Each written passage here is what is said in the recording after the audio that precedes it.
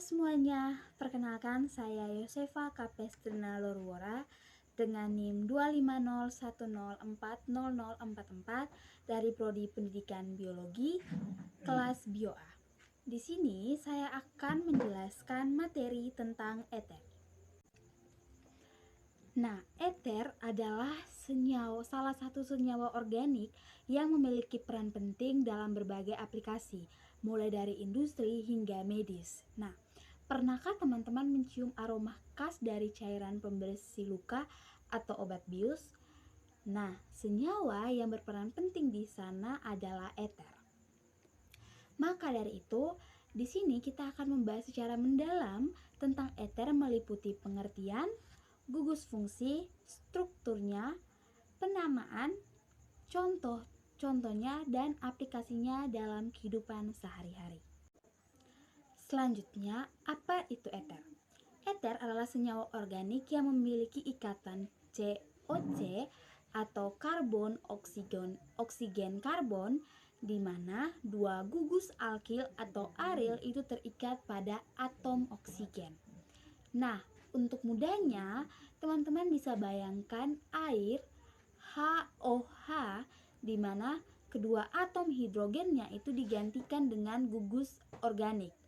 Itulah eter. Jadi eter ini umumnya bersifat nonpolar dan memiliki titik didih yang relatif rendah dibandingkan alkohol dengan massa molekul yang sama. Selanjutnya, kita akan melihat struktur umum eter. Eter itu direpresentasikan sebagai ROR di mana R adalah gugus alkil atau aril.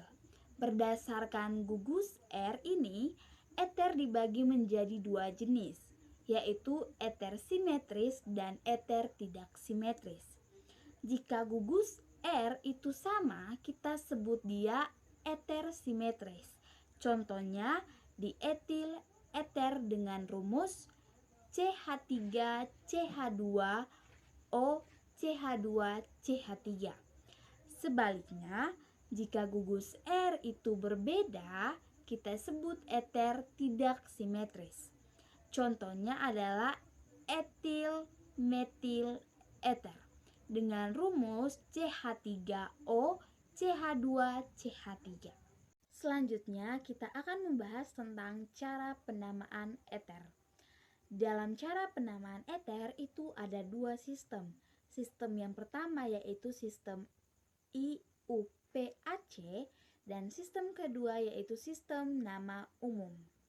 Dalam sistem IUPAC, eter itu diberi nama sebagai turunan alkoksi dari alkana. Nah, caranya itu gugus alkil yang lebih kecil itu ditambahkan akhiran oksi. Kemudian diikuti dengan nama alkana dengan jumlah karbon yang lebih banyak.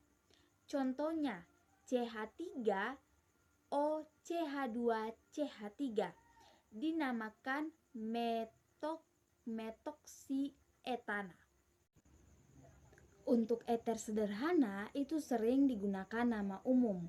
Caranya kedua gugus alkil atau aril itu disebutkan secara alfabetis, kemudian diikuti dengan kata eter. Contohnya CH3O CH2CH3 itu dinamakan etil metil eter. Selanjutnya, kita akan membahas tentang contoh eter dan karakteristiknya. Contoh yang pertama itu ada di etil eter, CH3CH2O CH2CH3. Jadi senyawa ini juga dikenal sebagai eter saja. Nah, di etil eter adalah cairan tak berwarna yang sangat mudah terbakar dengan bau yang khas, dan juga dulunya di etil eter ini banyak digunakan sebagai anestesi. Namun kini itu telah diganti oleh anestesi yang lebih aman. Lalu contoh yang kedua itu ada anisol, C6H5O CH3. Nah, Anisol ini itu merupakan eter aromatik dengan gugus metil dan fenil. Nah, anisol adalah cairan tak berwarna dengan bau manis yang menyenangkan, dan juga ini tuh sering digunakan dalam penggunaan seperti parfum dan perasa. Lalu contoh eter dalam kehidupan sehari-hari yang ketiga itu adalah tetrahydrofuran atau THF. Jadi THF ini adalah eter siklik yang banyak digunakan sebagai pelarut polar aprotik dalam sintetis organik. Nah, THF ini itu adalah cairan yang mudah menguap dan memiliki kemampuan melarutkan berbagai macam senyawa organik. Yang terakhir, kita akan membahas aplikasi eter dalam kehidupan sehari-hari.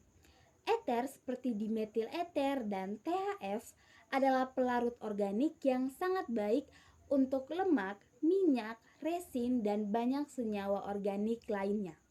Meskipun penggunaannya berkurang, tapi dietil eter ini itu pernah menjadi anestesi yang sangat penting dalam dunia kedokteran.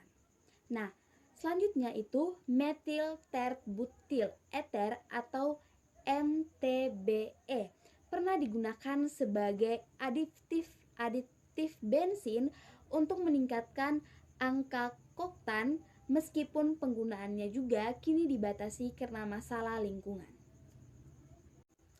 Kesimpulan dari materi eter ini yaitu sejak penemuan awalnya, eter itu telah berkembang dari senyawa laboratorium menjadi komponen vital dalam berbagai aspek kehidupan modern.